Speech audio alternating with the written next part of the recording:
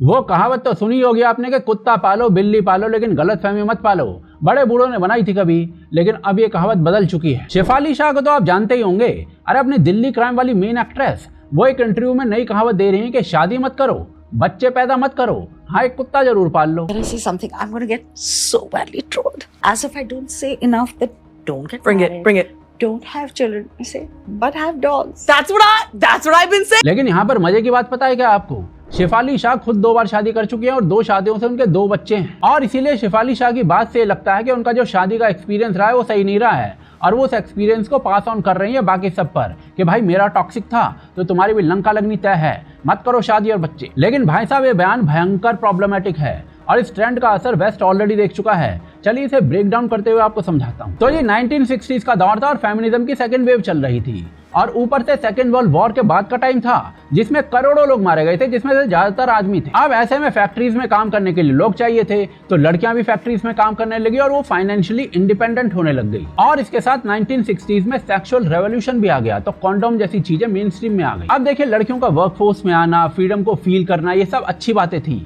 पर इन चीजों से एक दूसरा बवाल पैदा हो गया। 1960s और 70s में वेस्टर्न कंट्रीज में मैरिज रेट गिरने लग गया और 1970s में डाइवोर्स का रेट बढ़ने लग गया, यानी जो शादियां हो भी रही थी वो भी चल नहीं रही। और इसका रिजल्ट ये हुआ कि 2018 आते आते वेस्ट में पैदा होने वाले 42% बच्चे शादी के बिना पैदा होने लगते हैं। बेसिकली इसका मतलब ये होता है कि इनमें से मैक्सिमम लोगों का परिवार नहीं होता, अकेलेपन में रहते हैं। और इसके बाद कोविड के बाद ये मामला और बढ़ा ही है, क्योंकि पॉर्न का कंजम्पशन बढ़ा है और शादियां और कम हो गई हैं। शादी नहीं हो रही तो बच्चे और कम हो रहे हैं। एंड इससे वेस्टर्न सोसाइटीज में पता है क्या हो रहा है? यूरोप का फर्टिलिटी रेट 1.34% है, जो कि 2.1 के रिप्लेसमेंट रेट से बहुत नीचे है। बेसिकली यूरोप की नेटिव व्हाइट पॉपुलेशन तेजी से कम हो रही है, क्योंकि लोग बच्चे ही पैदा नहीं करना चाहते, जबकि देयर आर कम्युनिटीज जो कई बच्चे पैदा कर रहे हैं और अपने नंबर्स बढ़ा रहे हैं। अब देखिए ये प्रॉब्लम एज अ कंट्री वो लोग फेस कर रहे हैं, पर इंडिविजुअल लेवल पर भी बहुत प्रॉब्लम्स हैं। यूएस के अंदर फर्टिलिटी रेट 1.56% है और अप्रोक्सीमेटली 66% लोगों के घर में कुत्ते बिल्लियां हैं। हर 1000 में से सिर्फ 12 लोग शादी कर रहे हैं और 50% से ज्यादा शादियों में डाइवोर्स हो जाता है। तो बेसिकली इसका मतलब यह है कि परिवार है ही नहीं, और इसकी वजह से 54% यूएस की पॉपुलेशन अकेलेपन से जूझ रही है। There's been a loneliness crisis in our country for quite a while now.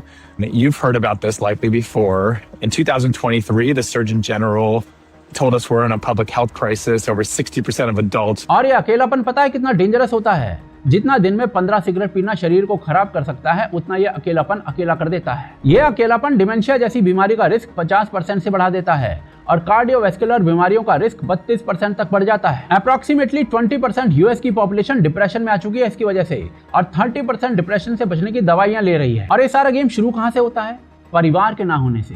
And परिवार क्यों नहीं है? क्योंकि शादी नहीं है एंड बच्चे नहीं हैं। अब आप लोग पूछेंगे कि भाई परिवार के ना होने से डिप्रेशन में जाने का क्या मतलब? तो देखिए एवोल्यूशन ऐसे ही काम करता है।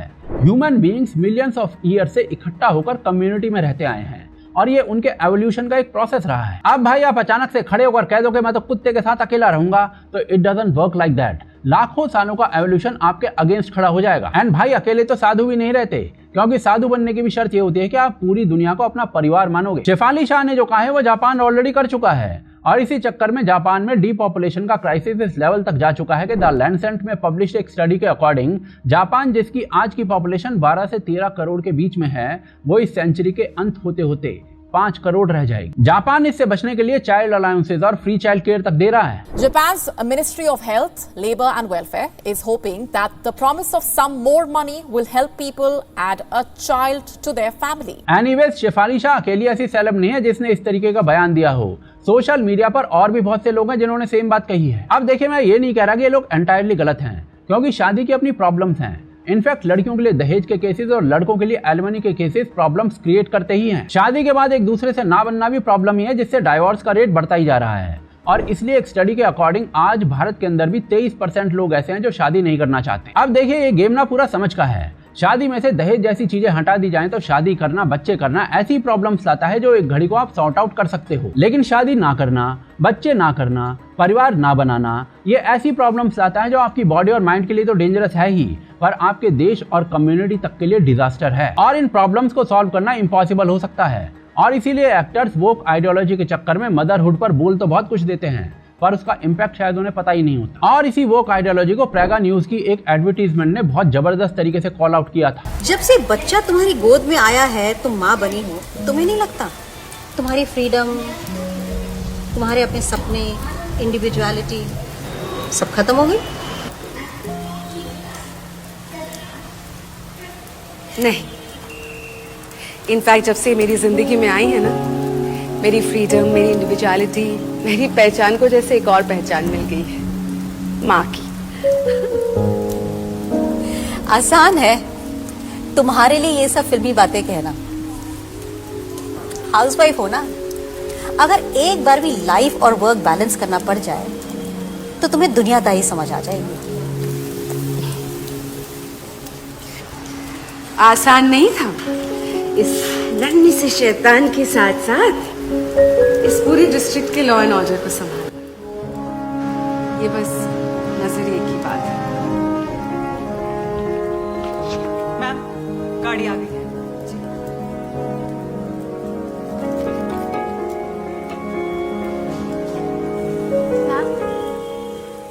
You are Seema Rastogi, SSP 86।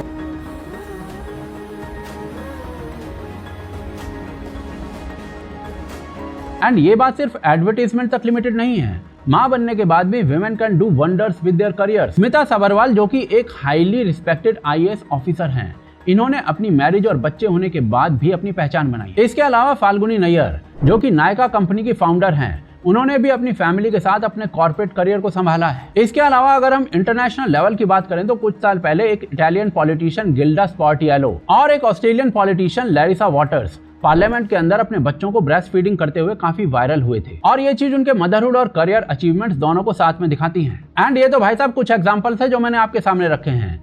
ऐसे करोड़ों लोग हैं दुनिया में जो दोनों चीजें साथ साथ संभाल रहे हैं। और इसीलिए पहली बॉटम लाइन पता है आपको क्या है? पहली बॉटम लाइन ये है कि शादी और बच्चे नहीं करोगे, परिवार के साथ नहीं रहोगे तो चांसेस है कि पागल हो जाओगे।